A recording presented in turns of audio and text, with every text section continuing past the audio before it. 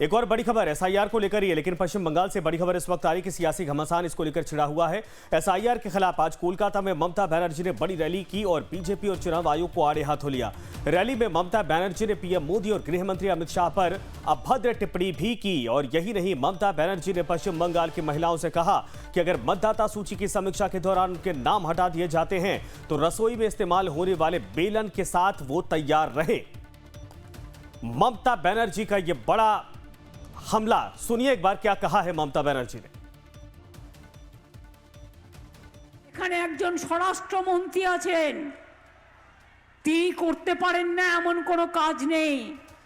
তার দু চোখ দেখলেই মনে হয় ভয়ঙ্কর দুর্যোগের বার্তা, দুরভিসন্ধি। এক চোখে তার দুর্যোধন আর এক চোখে তার দুঃশাসন।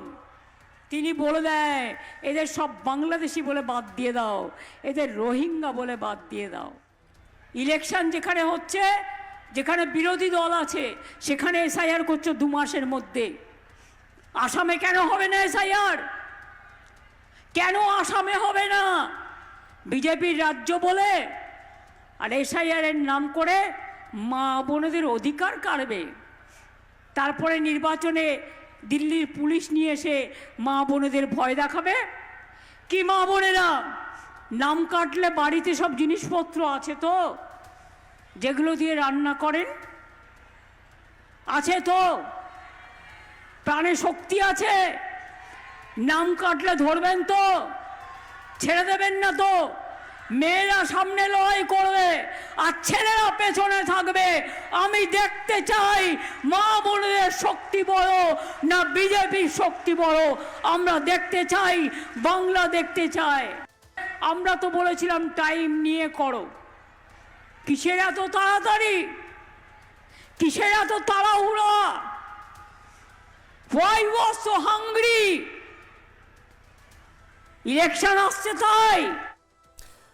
तो ममता बनर्जी का बयान हम आपको सुना रहे थे। केंद्रीय मंत्री सुकांत मजूमदार हमारे साथ जुड़ गए हैं। सुकांत जी, स्वागत है आपका लाइव टाइम्स में।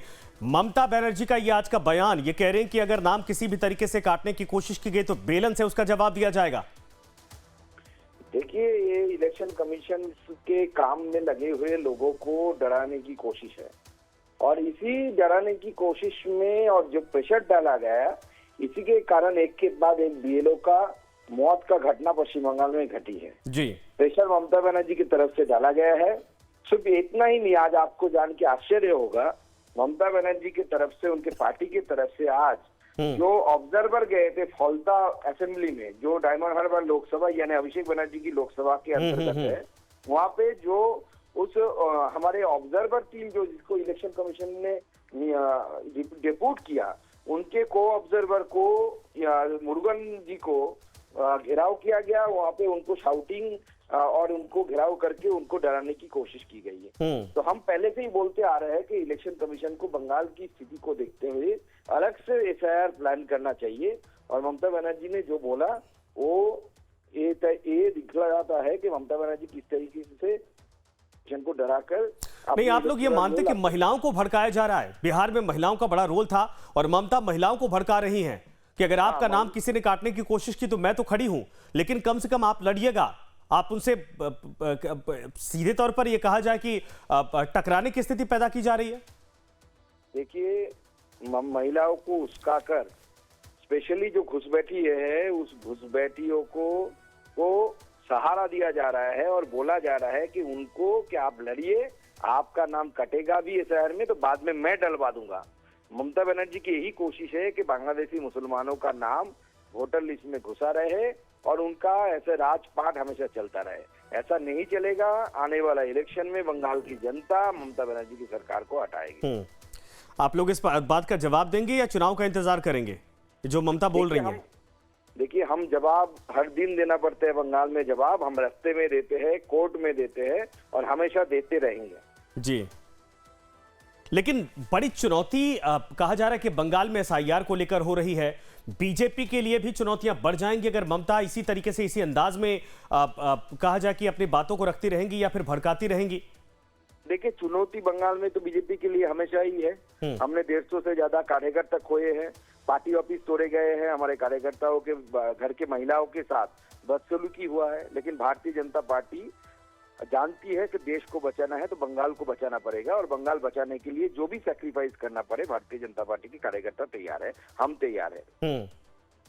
अच्छा, बंगाल की जनता को आप क्या कहेंगे? चूंकि महिलाओं को संबोधित कर रही हैं, वहां के लोगों को संबोधित कर रही हैं, तो आप भी, अब बीजेपी का भी अधिकार है कि वो लोगों के साथ संवाद करे, क्या कहेंगे आप?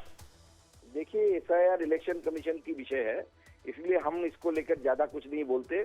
हम डेमोक्रेसी पर पूरा भरोसा हमें है, ममता बनर्जी को भरोसा नहीं है, भारत के संविधान के ऊपर भरोसा नहीं है, लेकिन हमें पूरा भरोसा है और मुझे विश्वास है कि बंगाल की जनता समझेगी कि इस घुसपैठी बचाने का जो अभियान चल रहा है, इस घुसपैठियों को बचाकर ममता बनर्जी बंगाल का भविष्य खराब करने वाला है। ठीक, सुकांत जी, धन्यवाद हमारे साथ जुड़ने के लिए और समय देने के लिए। लेकिन ये जरूर है कि ममता बनर्जी ने जिस तरीके से कहा जाए कि ये बीजेपी को भी उन्होंने चुनौती देने की कोशिश की है। उन्होंने कहा है जो लोग आएंगे केंद्र से, अपनी पुलिस भेज देते हैं, अपने आर्मी के जवानों को भेज देते हैं, इस तरीके से यहां पर दबाव बनाकर काम नहीं किया जाएगा। जो लोग बंगाली समझते हैं उनकी बातों को समझ गए होंगे।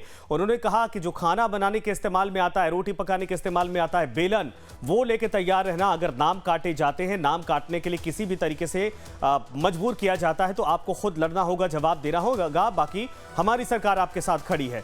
तो ये ममता एक बड़ी रैली उन्होंने आज की है और इस रैली में उन्होंने चुनाव आयोग की एसआईआर प्रक्रिया को लेकर जो अधिकारी हैं, जो कर्मचारी हैं, उनके ऊपर भी कहा जा रहा है कि महिलाओं को भड़काकर इस तरीके से एक पॉलिटिकल गेम तैयार करने की कोशिश की है, जिसका बीजेपी कह रही है कि यह लोकतांत्रिक प्रक्रियाओं का हनन है।